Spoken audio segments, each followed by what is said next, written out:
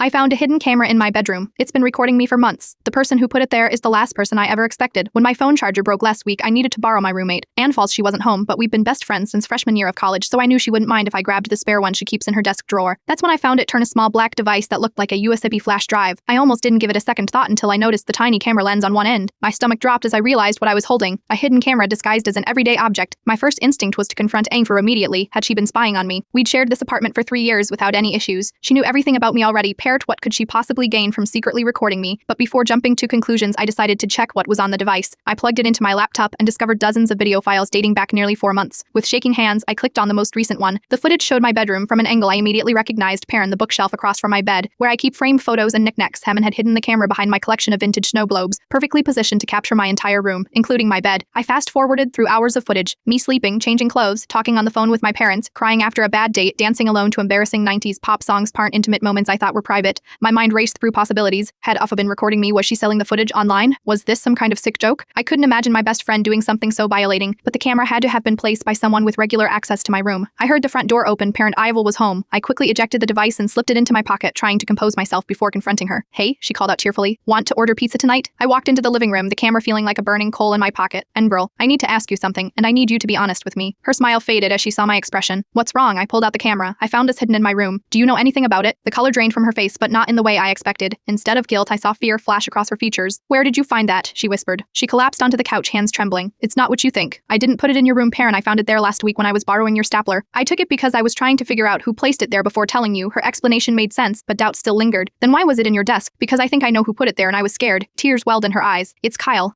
My ex-boyfriend, who I dated for 6 months before breaking up with him 2 months ago. The breakup had been my decision, and while he'd seemed to take it well, he'd been texting occasionally asking to check in or grab coffee as friends. He's the only person besides us who has a key to our apartment. Remember when we went away for spring break and asked him to water your plants? I never asked for the key back. A chill ran down my spine as pieces fell into place. Kyle had helped me rearrange my bedroom furniture as a surprise while I was at a weekend conference 4 months ago, when the first videos were recorded. I found the camera when I was looking for your stapler, and Fleur explained. I checked some of the footage and saw him entering your room when we were both out. Here's a video of him actually adjusting the camera. She pulled out her phone and showed me a video she'd saved per turn. Unmistakably Kyle, sneaking into my room, moving my snow globes and positioning the camera. We called the police immediately. They took the device as evidence and advised us to change our locks. When officers confronted Kyle at his apartment, they found more recordings and evidence that he'd been stalking not just me, but 2 other ex-girlfriends. The legal process is ongoing, but Kyle is currently out on bail with a restraining order. I've moved in with my parents temporarily while I look for a new apartment. Parents somewhere with better security and no painful memories. Jenna and I are still working through this together. Some days I feel violated and paranoid, checking every object in any room I enter. Other days I'm just angry that someone I trusted could betray me so completely. The hardest part isn't the invasion of privacy.